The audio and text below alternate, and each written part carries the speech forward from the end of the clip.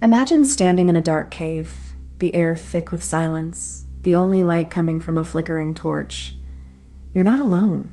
Thousands of years ago, someone stood here too and left something behind. These are not just marks. They are images, stories, warnings, or celebrations. They were made by our ancestors, and they were meant to be seen. What did they mean? Why did they draw these shapes?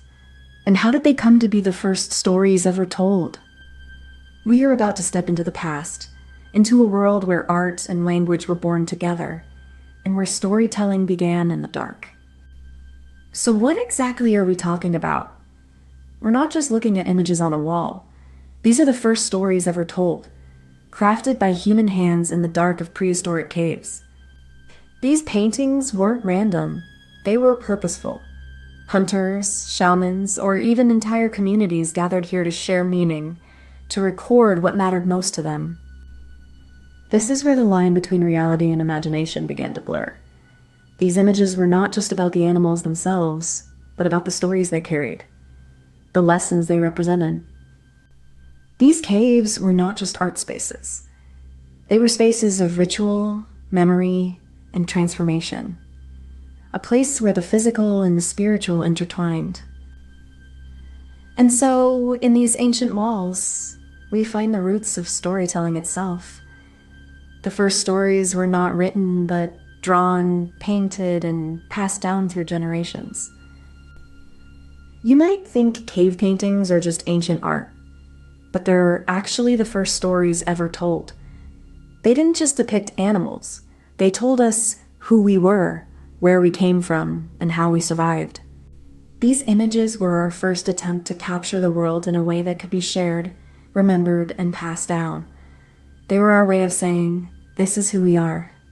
So the next time you watch a movie or read a book, remember that you're continuing a tradition that began in darkness, with flickering firelight and the courage to imagine something beyond the moment. Cave paintings weren't just art. They were the first stories, and they shaped how we see the world. They're not just history, they're a part of us. The earliest stories were etched into stone, not written in ink. In the dark of caves, our ancestors painted with pigments, telling tales of hunts, gods, and the world beyond the firelight. These paintings were not just art. They were the first pages of human history. Each line a step toward the written word. Each image a memory passed down through generations.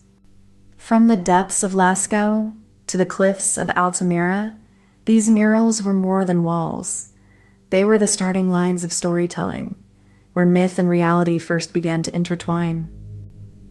The tools were simple, the intent profound. With stone and charcoal, they carved a language that would one day be written, spoken, and shared across the world. These ancient stories didn't just survive. They inspired. They laid the foundation for every tale we tell today, from the first oral traditions, to the first books, to the stories we live by now. Imagine you're in a dark cave, holding a torch.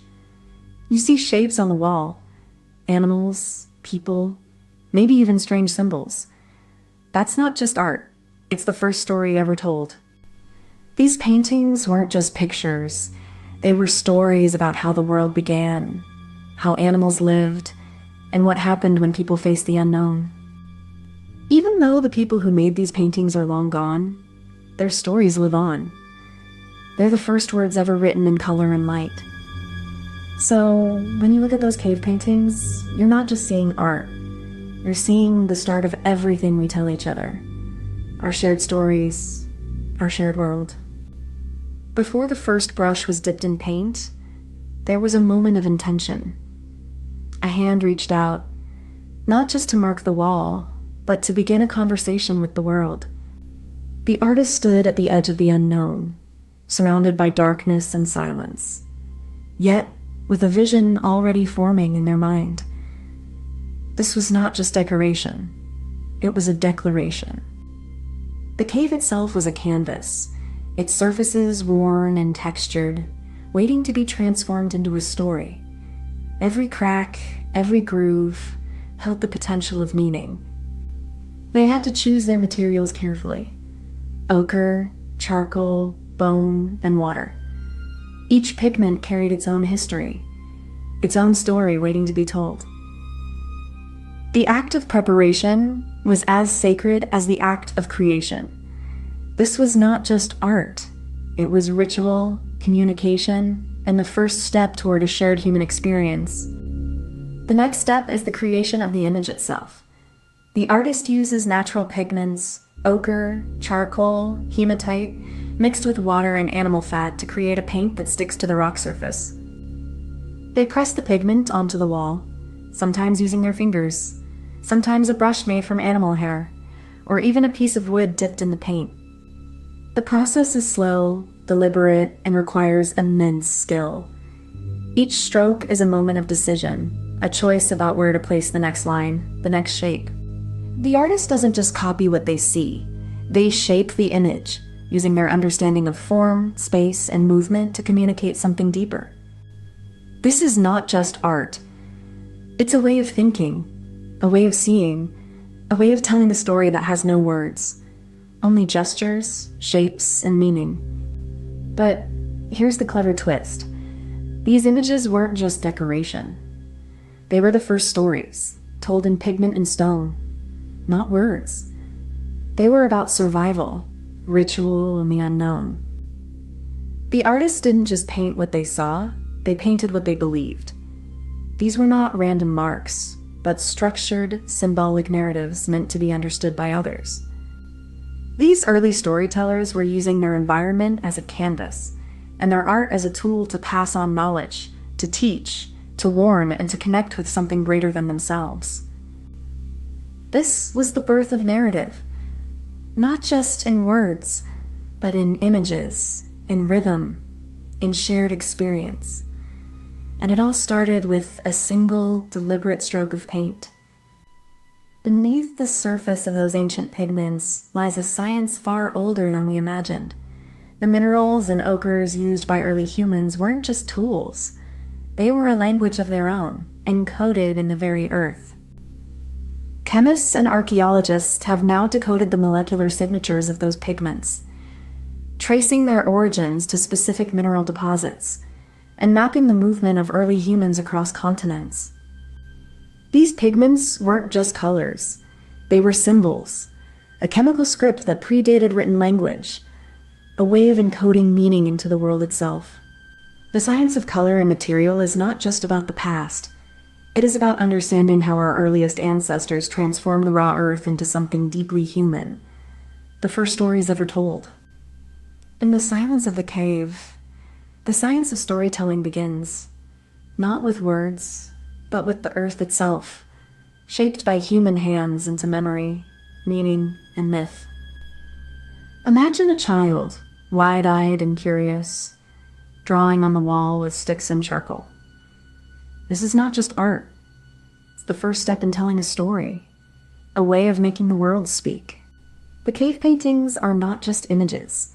They are the beginning of a language that would one day span continents and generations. The cave paintings are not just art. They are the earliest form of storytelling, a way of capturing the ephemeral in stone.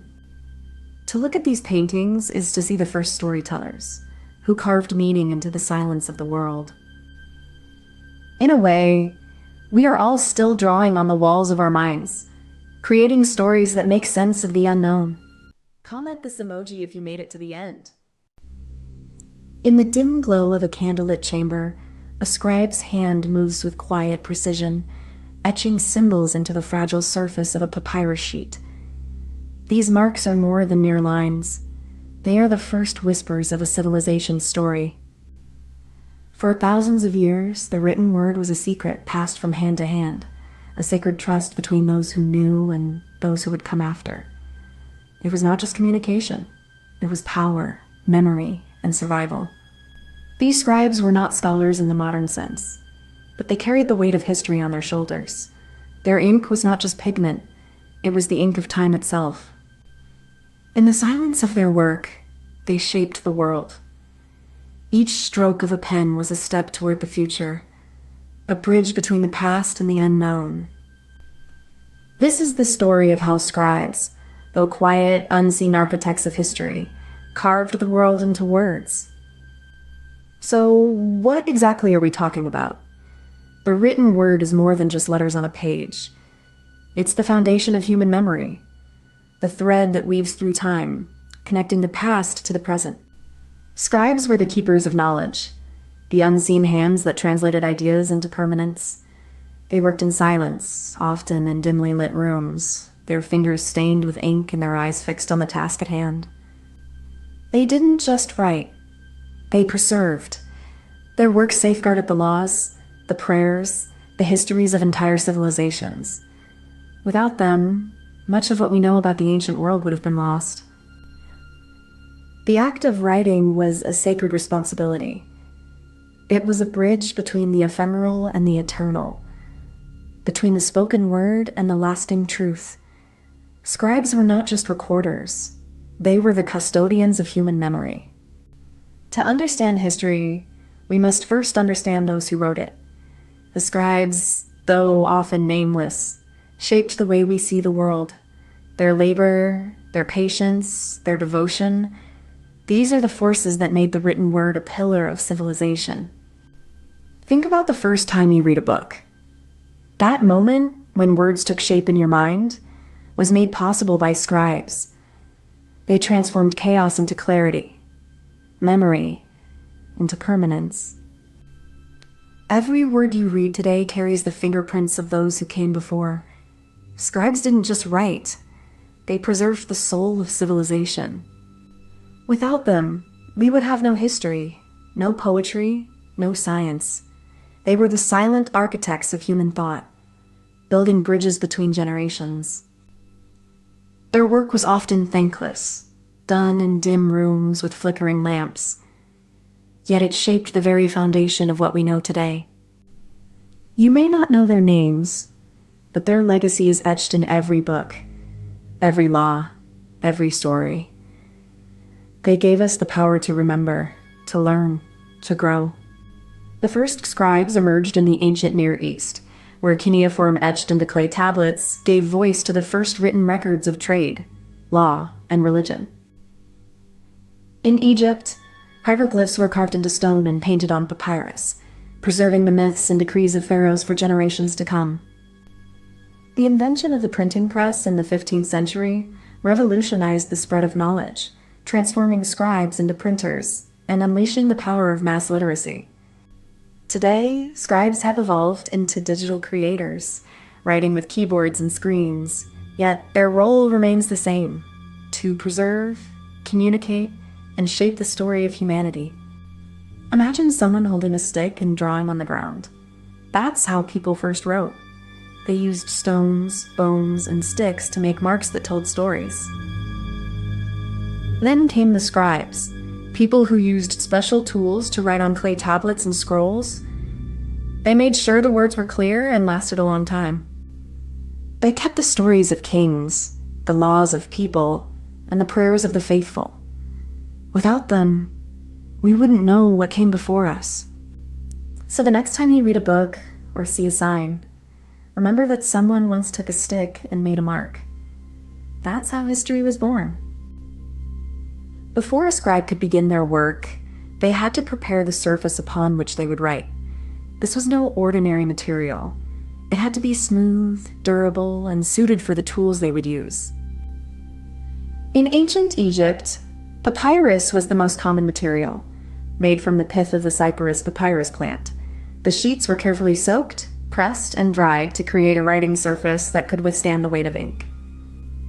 In other regions, such as Mesopotamia, clay tablets were used. These were shaped, dried, and then inscribed with a stylus. The process required precision, as even a single mistake could render the tablet unusable. The setup was more than just materials. It was a ritual of preparation, a silent act of devotion to the written word. The scribe's tools were often passed down through generations, each carrying the weight of history. In this moment, before the ink was ever touched to the surface, the scribe was already shaping the future. Every setup was a quiet declaration. This word will be remembered. Once the scribe prepared the surface, the next step was to carve the symbols into it. This required a steady hand and a sharp tool, often a reed or a chisel, to make precise grooves that would hold the ink. The choice of tool and material was not arbitrary. Each surface had its own properties. A clay tablet, for instance, allowed for more detailed markings, while a stone slab could withstand the weight of multiple inscriptions over time. The act of carving was physical, almost meditative. The scribe had to consider the weight of the tool, the angle of the strike, and the pressure needed to create a clear, legible mark without damaging the surface. Each mark had to be deliberate. Mistakes were rare, but when they happened, they had to be erased or corrected, often by scraping away the surface or recarving the symbol with a different tool. This mechanical process, though simple, was deeply rooted in the scribe's craft. It required not only skill, but also patience, as every symbol was a step in preserving knowledge for future generations. The final step in the scribe's process was the clever twist that made the text not only readable but also meaningful. By using the same material for both the writing and the seal, the scribe ensured that the text was bound to its creator, making it more than just words on a surface. This act was symbolic, binding the scribe's identity to the text. It was a way to ensure authenticity, as the seal became a signature of both the material and the writer's hand. This clever twist was more than a practical technique. It was a declaration that the scribe was not merely a recorder, but a co-creator of history. The text was now inseparable from the scribe's identity. By merging the material and the mark, the scribe transformed the act of writing into an act of permanence. The text was now a physical and symbolic extension of the scribe's role in history. Beneath the ink and parchment, there was the science of preservation, a silent alchemy of survival. Scribes knew that meaning could fade, but not if it was etched into the right medium. They understood the material world, how papyrus rots, how parchment yellows, how ink binds to fiber. Their knowledge was not just of words, but of the very stuff of memory. The science of scribes was not only about endurance, it was about precision. Every letter, every space, was a calculated act of defiance against the erosion of time. In their work, there was a reverence for the material, a deep awareness that the body of the text was as important as the words within it. They were not just writers, they were custodians of the material world. The written word was not an abstract idea. It was a physical thing, a fragile thing, and the scribes knew how to make it last.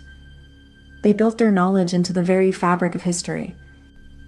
Imagine a world where knowledge is not passed down by memory, but by ink.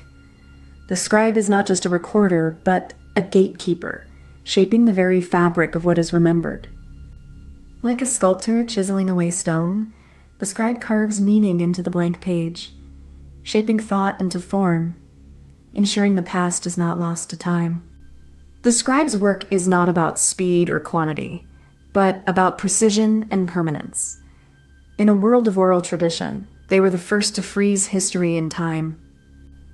Their tools were simple, but their impact was colossal. They gave humanity a way to record, preserve, and transmit knowledge across generations.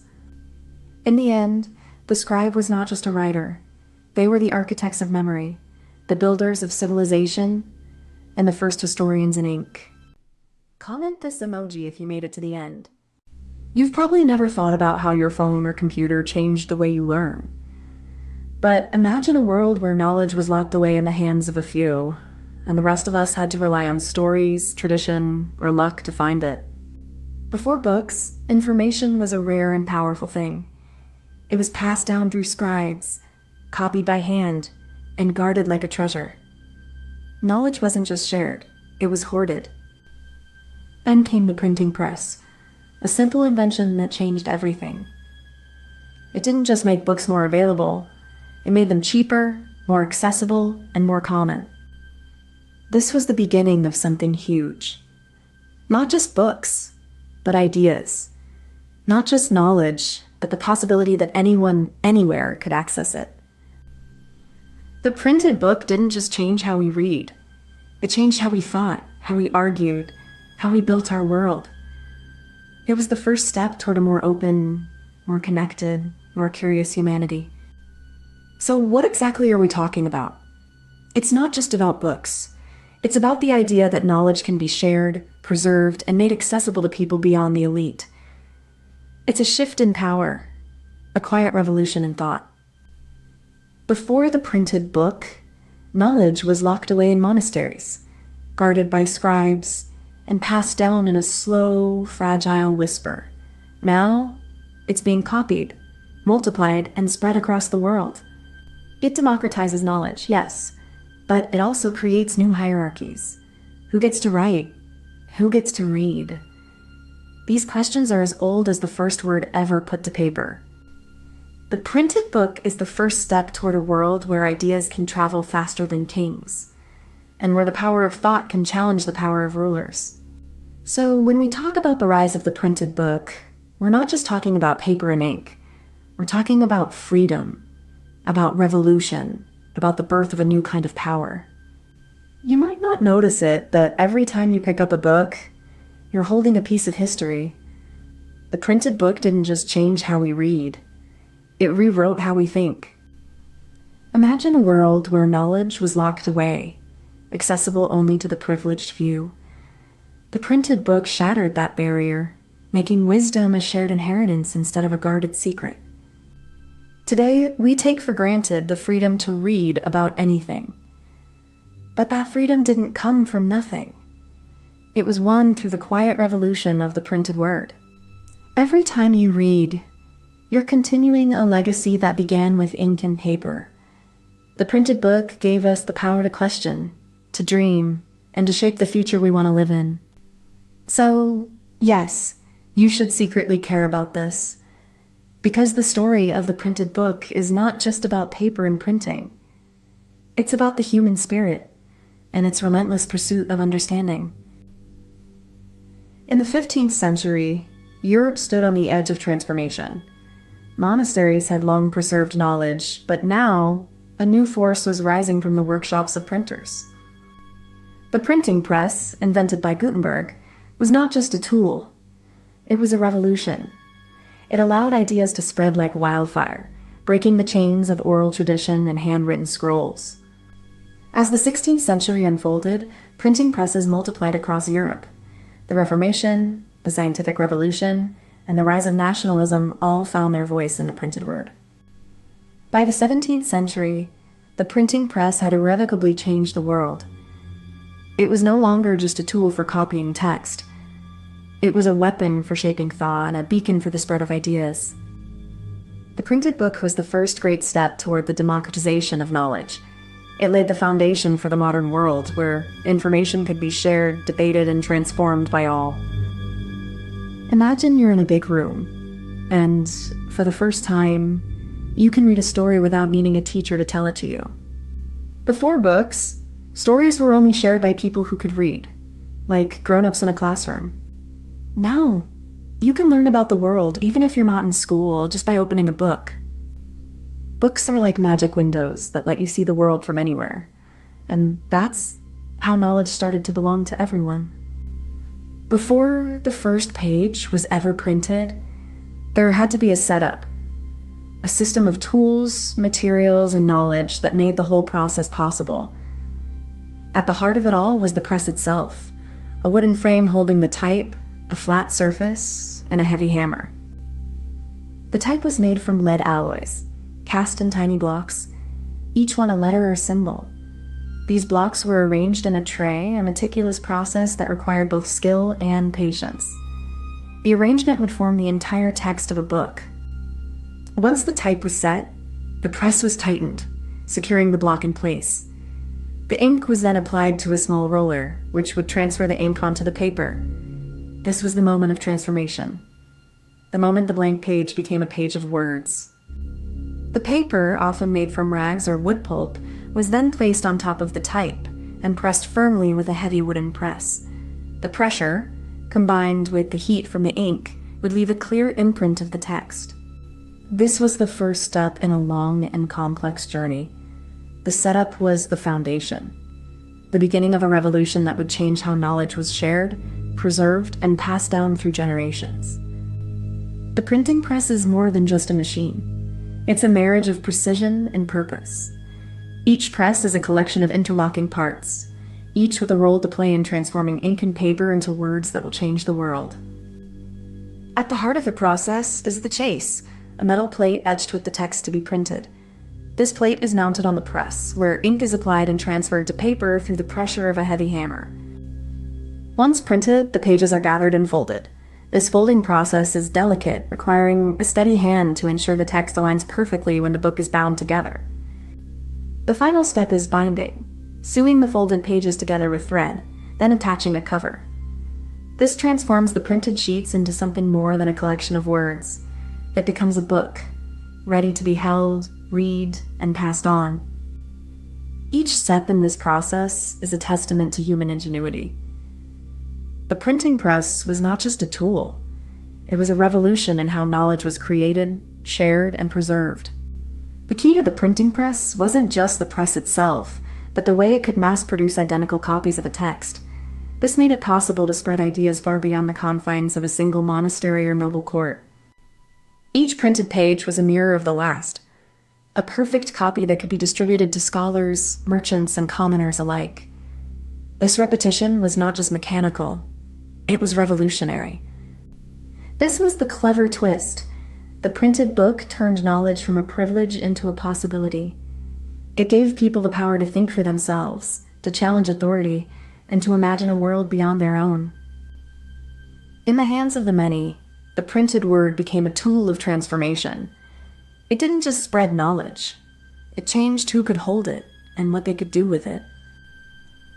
In the quiet hum of a monastery scriptorium, scribes labor over vellum, their quills scratching in rhythmic precision. Each letter is a step closer to the preservation of knowledge, a silent revolution in the making. The mechanical precision of the printing press, with its movable type and iron frame, represents a shift from the slow, solitary work of copying to a system that can produce thousands of identical pages in a matter of hours. The ink, once a luxury, now becomes a common element in the hands of the many. A drop of it, mixed with water and a few grains of salt, can bind thought to paper and knowledge to the people. As the press turns and the pages multiply, it's not just words that are being printed. It's the potential for change, the seed of a new intellectual order that will break from the confines of the cloister and the court.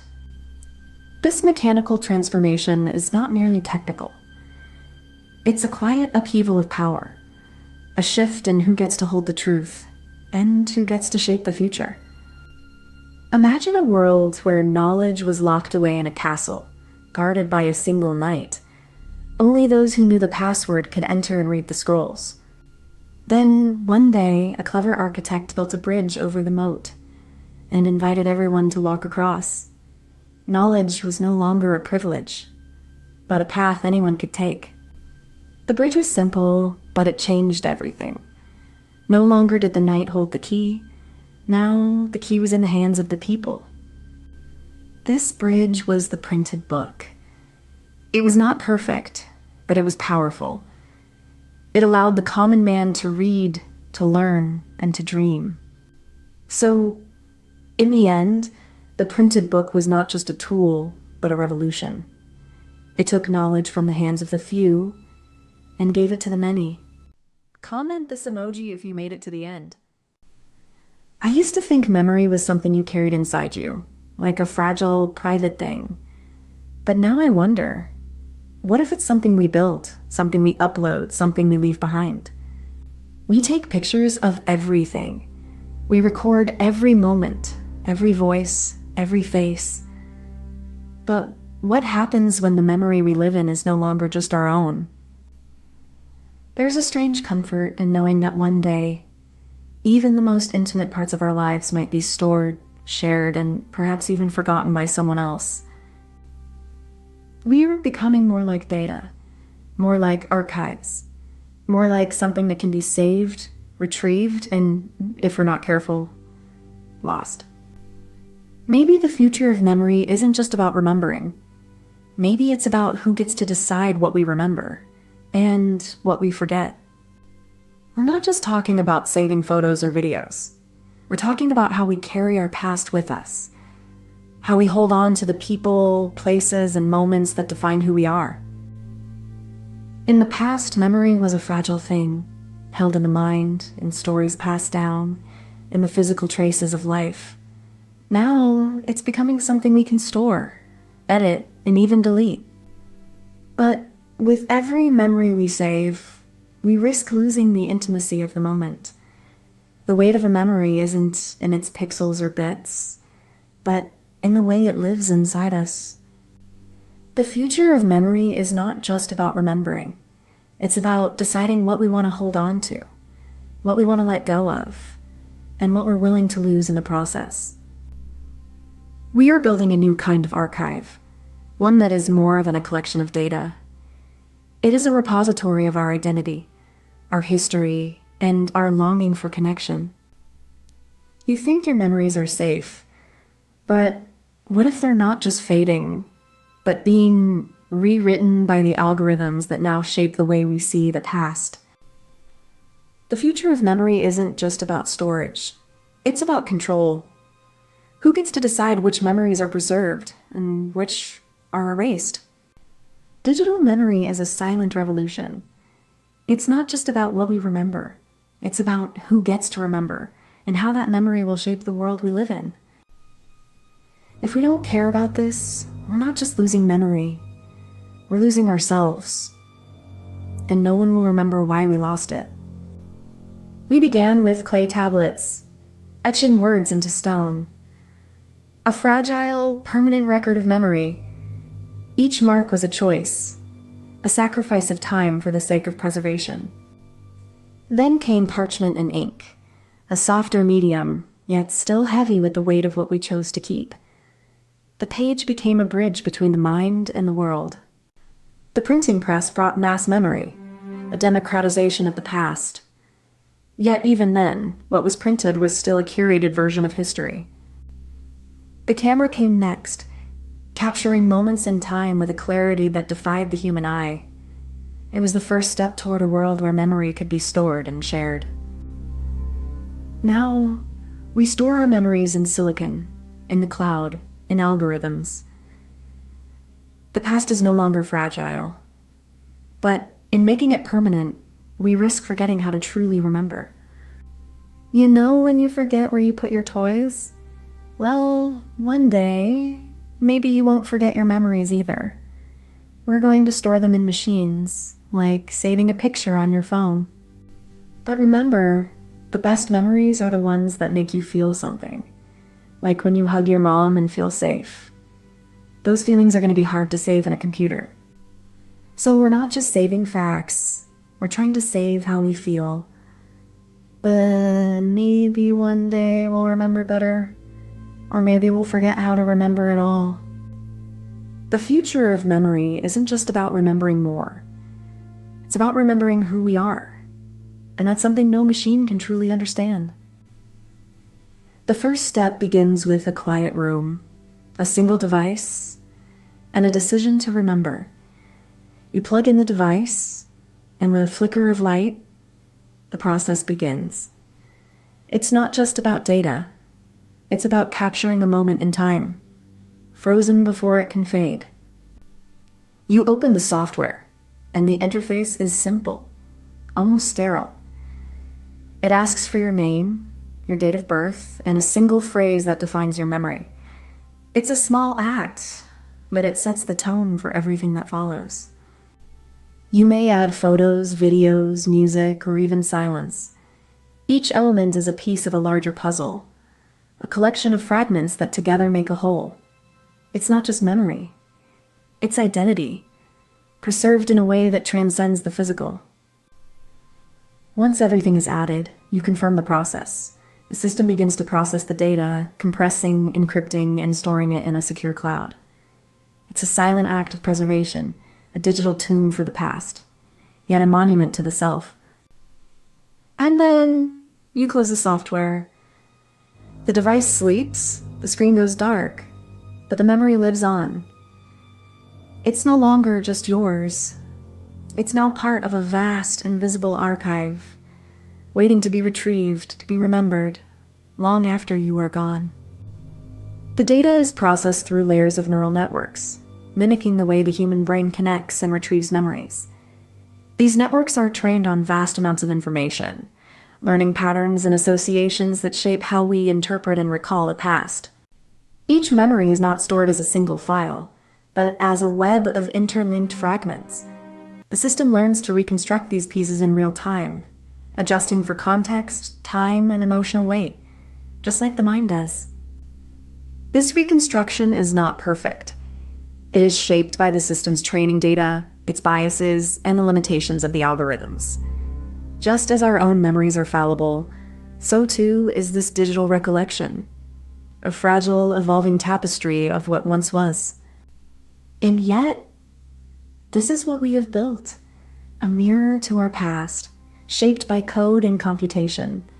It is both a tool and a testimony, a way to preserve, to remember, to never quite forget. The system doesn't just store data, it learns from it. It doesn't just record, it interprets. Every memory becomes a layered, evolving pattern, shaped by the context, the emotions, and the patterns of what came before. This is not just memory, it's prediction. It doesn't just remember, it anticipates. It builds a kind of second self, a version of you that exists beyond the moment, beyond the body, beyond the present. We are not just storing memories in the cloud, we are rewriting the architecture of time itself. Every digitized moment is a new kind of neural pathway, one that hums with the ghost of what was once human. The science is silent, but precise. It doesn't ask if we should remember, only if we can. It is the quiet engine behind the vast cathedral of our digital past, where every byte is a stone laid in a structure we may never fully understand. There is a strange beauty in this process, a slow, meticulous decay of the organic into the synthetic. We are not replacing memory. We are building a second skin for it, one that can outlive us. The science is not just about memory. It is about control. It is about who decides what is worth remembering, and who gets to decide what is lost. It is the silent hand shaping the shape of our future. We are not just recording history. We are creating it. Every digital memory is a choice, a judgment, a shadow of what once was. And in that choice, we are shaping what will remain of us. We are not just storing memories in the cloud.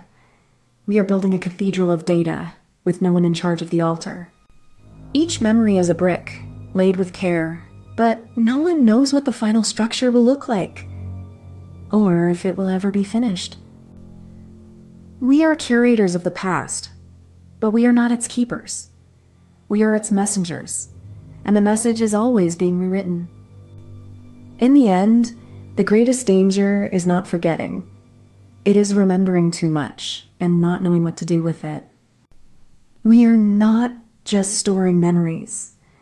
We are creating a new kind of soul, one that lives in the cloud and dies with the last server. Comment this emoji if you made it to the end.